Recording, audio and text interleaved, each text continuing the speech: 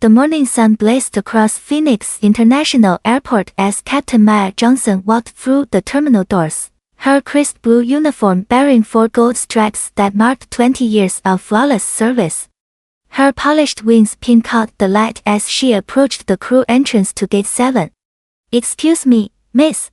You can't enter here," barked Tom Richards, the gate supervisor, blocking her path with his clipboard. Maya paused, adjusting her captain's hat.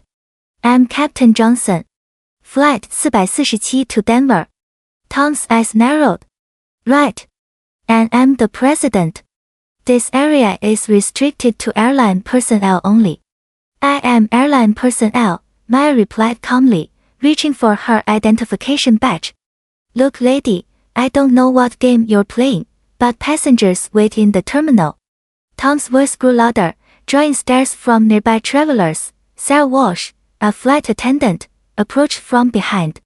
"Is there a problem here?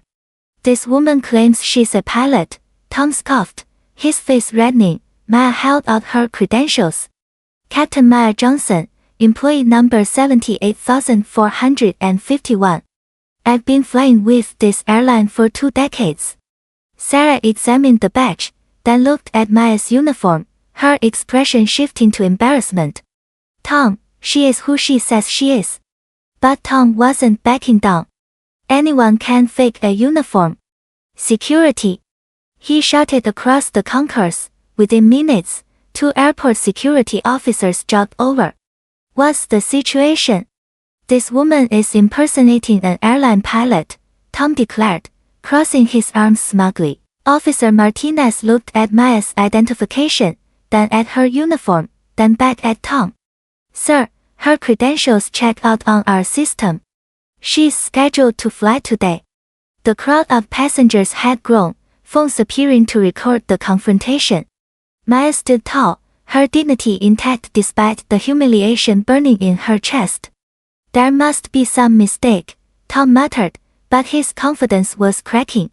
"The only mistake here," Maya said quietly, "is your assumption that someone who looks like me can't be in command of an aircraft." As Maya finally entered the crew area, she pulled out her phone and began documenting everything. Names, times, witness statements. This wasn't just about her anymore. Back at her hotel that evening, Maya's fingers flew across her laptop keyboard. She contacted airline headquarters, filing a formal complaint.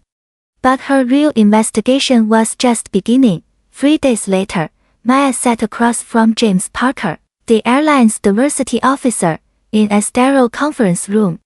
"We take these allegations very seriously, Captain Johnson," James said, shuffling papers nervously. "Perhaps we can reach a quiet resolution." "Quiet?" Maya's eyebrow arched. "Mr. Parker, I've discovered this isn't isolated. 7 other minority pilots have contacted me with similar experiences at Phoenix alone." James shifted uncomfortably.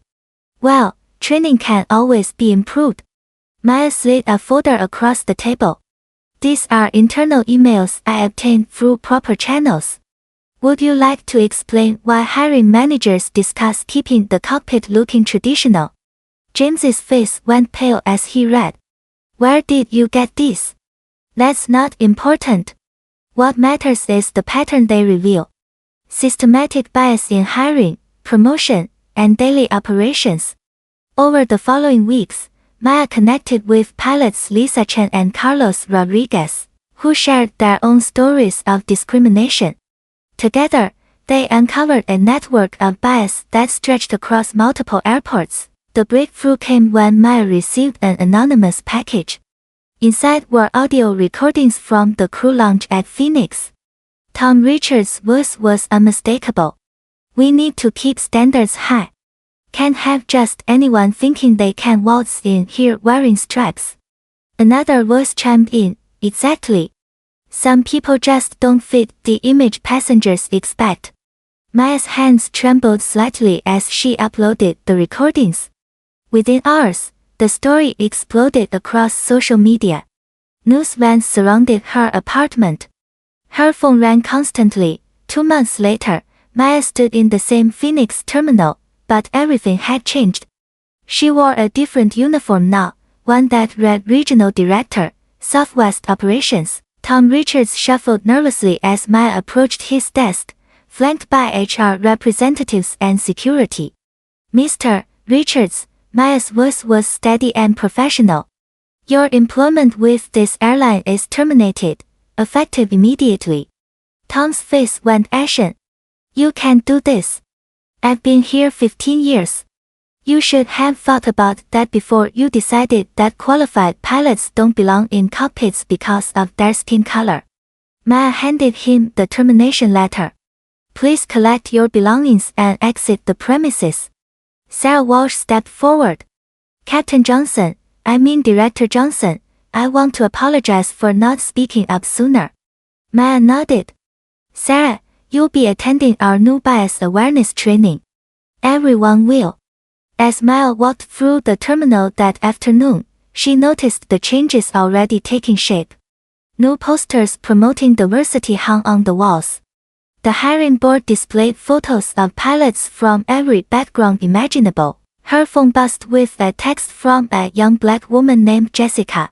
Just got hired as a first officer thanks to your courage. Thank you for not staying quiet. Maya smiled, looking out at the runway where planes prepared for takeoff. The sky belonged to everyone now. Justice had wings, and they were finally learning to fly. Hope soared higher than any aircraft ever could.